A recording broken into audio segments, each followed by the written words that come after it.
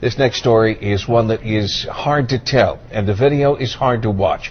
But the victim feels it's important that you know what happened to her inside a local jail. Channel 3 News is the only station in town who has this disturbing video. Now, the investigator, Tom Meyer, joins us with an exclusive Channel 3 News investigation on what's being called an outrageous strip search of a Stark County woman. Tom?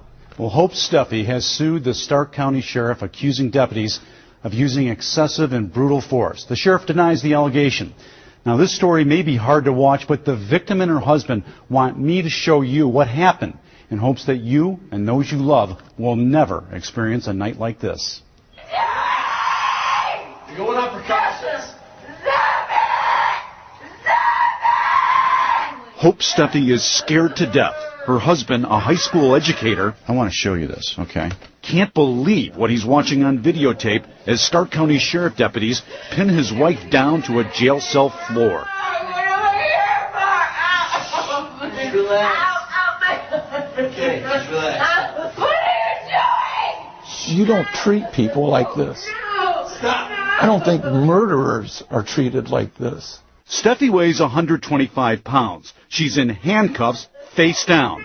Yet her lawyers say up to 7 individuals working for the sheriff or jail are in the cell. Both women and men deputies forcibly remove all her clothes. What are you doing?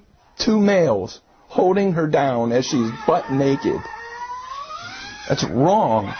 The video, obtained exclusively by Channel 3 News, gives us a rare inside look at what can happen to you or a loved one, even if you're the one who calls police for help. What did she say? She said she felt like she was raped without penetration. Back to this disturbing video in a moment. First, how did Steffi wind up in the sheriff's custody? Amazingly, it started with a 911 call for help. Who's crying? The girl that got attacked, my second cousin. Okay, what is she hurt? She has a cut on her nose that's bleeding, and there's a patch of hair on the ground beside the car. A deputy responds to a report of an assault. Hope Steffi is identified as the victim, the one who needed help. But when help arrives, things get even worse. Hope was not treated as the victim. The situation gets complicated. Steffi says she accidentally turned over the wrong driver's license.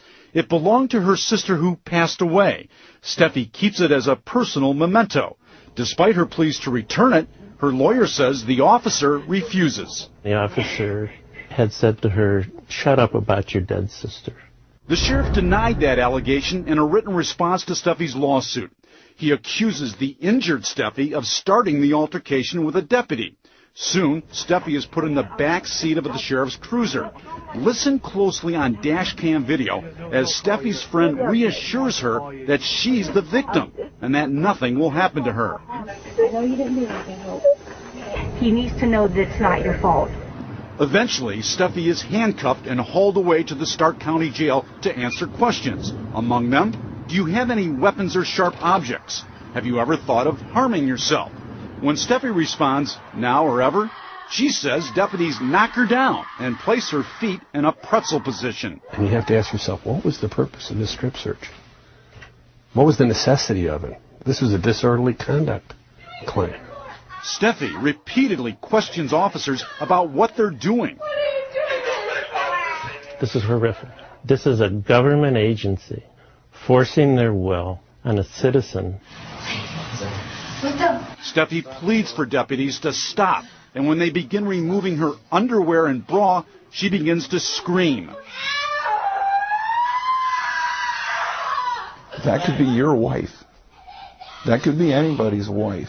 For the next 6 hours, Steffi was left in a cell completely naked, without even a blanket to cover herself, and the sheriff admits it. She says she wrapped herself in toilet paper to keep warm and to prevent anyone else from seeing her nude. She also says she was denied access to a phone and medical assistance for injuries that included a cracked tooth, a bulging disc, and bruises. The sheriff again denies the allegation. Lawyers for Steffi say the video speaks for itself. The force used was completely unwarranted. Her lawyers say this is a strip search, and the sheriff's own policy says Officers conducting the search must be of the same sex. Clearly, in this case, men played a key role. The last two individuals to leave that cell with her completely naked were both men. What would any woman fear? Eventually, Steffi was told she was being charged with disorderly conduct and resisting arrest. When they took her to booking, her husband says they forced her to wear nothing but a weighted vest like this. Tomorrow night at 11, new exclusive video and questions about whether all jailhouse video was released. Tim? You're certainly right, Tom. It's hard to watch and hard to listen to. Have you heard from the Stark County Sheriff about all this? I have. Just this afternoon, he emailed me. He says he'll do most of his talking in court, but he did say they stripped Steffi of all her clothes for her own safety. He admits they forcibly removed her clothes because she refused to remove them voluntarily. Now, her husband says that's just not true. He says deputies stripped her without asking a single question. All right, Tom. Thank you. More on this tomorrow, Tom.